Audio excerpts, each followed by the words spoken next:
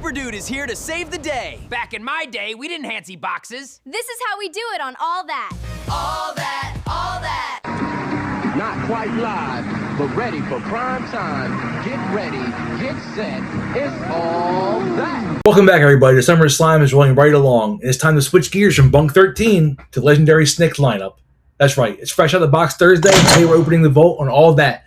Specifically, breaking down Season 1, Episode 5. Guys, this episode's a monumental piece of 90s pop culture history. Not only does it feature some of the most iconic sketches from the original cast, but it brings in television royalty with guest star Malcolm Jamal Warner and the absolute R&B queen herself, Brandy. If you want proof of how fast All That found its comedic voice and established itself as a Saturday Night Live for kids, this is the episode. We're talking unforgettable Kenan Thompson characters, legendary Lori Beth Denberg deliveries, and pure 90s energy. Let's get into it. The episode kicks off in the green room, which was always the best way to open the show because it just lets the kids play themselves behind the scenes. The premise here is hilarious. The cast finds out their opening sketch is going to require them to eat massive amounts of real, actual liver. I've done a lot of nasty stuff for this show. Yeah. I've been covered in mayonnaise. Yeah. I ate a foam made of writing shadows. Kim, but there is no way I'm going to eat a whole pound of raw liver. And they're completely grossed out. So one by one, they start making up the most absurd, ridiculous excuses to get out of it. Kenan claims he lost his voice. Katrina says she has the 45-minute flu. And Angelique literally claims she has to leave because she's marrying Macaulay Culkin. But the best part of this open is the guest star. The director trying to wrangle these kids is none other than Malcolm Jamal Warner. Here's a piece of 100% true trivia for you.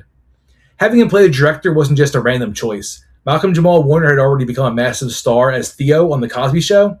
But by the mid-90s, he was genuinely transitioning into directing real television shows. So this sketch was completely meta and a brilliant nod to his actual career. Eventually, the order for the International House of Liver gets lost, and a caterer brings in pizza instead. Fucking right, doggy. The minute they hear pizza, the entire cast and Malcolm Jamal Warner miraculously feel better and sprint back into the room. It's simple, it's relatable, and it perfectly sets the tone. Now let's talk about the sketches. This episode features an absolute classic, Earboy. Earboy decides to run for Delmont Junior High student body president. Nobody's gonna vote for me as long as my ears are the size of bicycle wheels. I'll never beat Jenny Plutz. His entire platform rests on the one brilliant, foolproof campaign promise. The no homework plan. It is too early for you, voting. Naturally, this makes it incredibly popular. But you can't have a political campaign without a corrupt rival. Enter Lori Beth Denberg playing the school bully Jenny Plus. Jenny completely steals Earboy's no homework plan and passes off her own.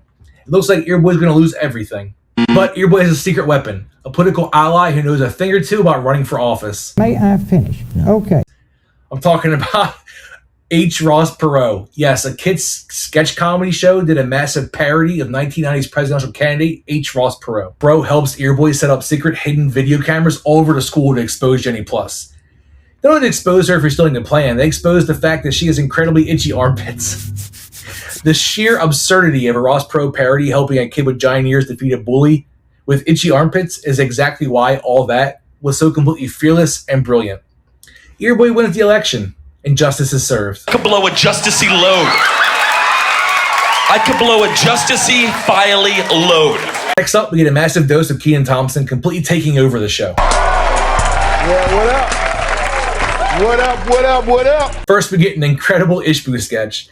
Ishbu joins Miss Fingerly's class and decides to teach her a lesson about his foreign land. We're going to have a special visitor, a special foreign visitor. He's what you call a foreign exchange student. And his customs involving eating lunch at 9:45 in the morning, aggressively chewing on pencils, and throwing yellow textbooks out the window while screaming the word Fernadiggy.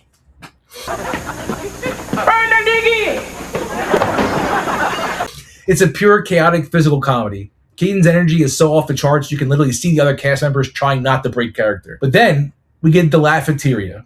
Kenan plays a student named Wally who is sitting in the lunchroom telling jokes. But the jokes are so funny that every single time he delivers a punchline, the kids sitting around him violently spill milk out of their noses. Man, see what we mean? What is so funny? Is there something funny? It's the grossest, most hilarious visual gag. It gets so bad that the lunch lady, Miss Ladle, played by flawlessly by Lori Beth, comes over to demand that Wally leave the cafeteria. But shortly after trying to tell him to leave, even the stern, angry lunch lady ends up spitting milk out of her nose. We also get not one, but two segments of Everyday French with Pierre Escargot. You want people to say your name, Gay? Why don't you go to France? Keenan sitting in a bubbly bathtub, wearing a raincoat, giving us barely pronounced French phrases. The absolute height of comedy for a 90s kid. But Pierre Escargot actually serves a bigger purpose in this episode. For the very first time, Pierre introduces the musical guest, in French. Vite musical, Brandy, but it gives me great pleasure to introduce you to our musical guest, Brandy! And guys, this musical performance is legendary. We get the one and only Brandy performing her massive hit single, Baby. Think about the sheer star power here. Brandy was completely dominating the charts in 1995. And having her perform and all of that solidified the show not just as a comedy hit, but as the premier destination for R&B and hip-hop.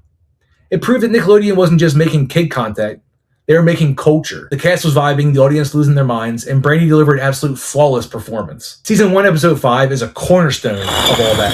From Malcolm Jamal Warner's meta cameo to Earboy's political thriller and Brandy bringing down the house, it fires on every single cylinder. The original cast was hitting their stride, and they were unstoppable. I'm giving this episode a perfect 10 orange snick couches out of 10. If you like this video, like it. If you want to see more, hit the subscribe button. Let me know in the comments. What was your absolute favorite sketch from the original All That cast? Make sure you're studying your ancient knowledge, as tomorrow is Slime Time Friday, and we'll be heading back to Legends of the Hidden Temple. I'll see you then.